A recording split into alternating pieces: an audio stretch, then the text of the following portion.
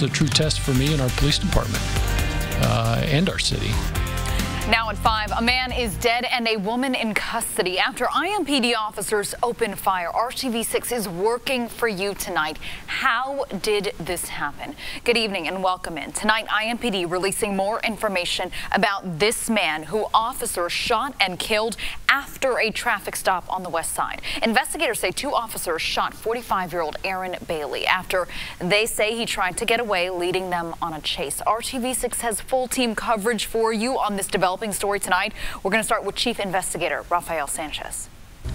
Melissa, good afternoon, and we just got new information just minutes ago. In fact, I have the personnel files for both officers involved in that shooting. These are the personnel files for Carlton Howard and Michael Dinson. I've redacted some personal information that you don't need to see at home. The important thing is to focus on the white, clear pages.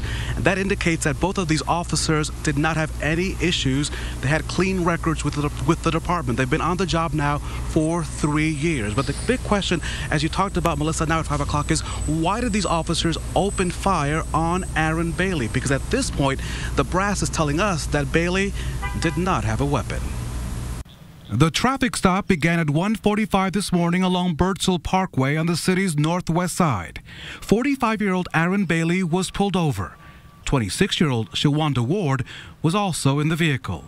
Police say the traffic stop went on for 9 minutes when the vehicle fled the scene at 1:54. Within seconds, the vehicle crashed into a tree at 23rd and Aqueduct.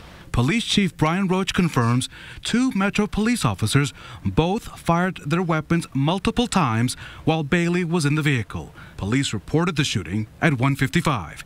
At 2:24, Bailey was confirmed dead.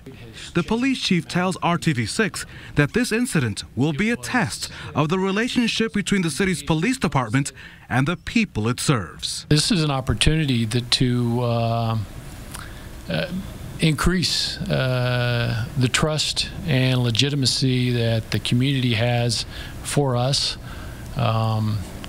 Everybody's watching. It'd be a test of my ability to balance the needs of the police department and the officers and those of the community. At the end of the day, there will be a decision. I guess what I hope is that somebody may be unhappy with the decision.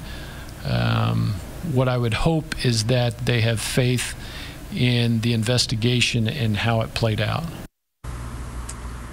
That's the police chief back live here. It is possible that we may not know for weeks publicly what happened. The officers are not required to make any public statements to the chief until the criminal investigation is over. The prosecutor would have to impanel a grand jury, and maybe only after then will we hear exactly more details.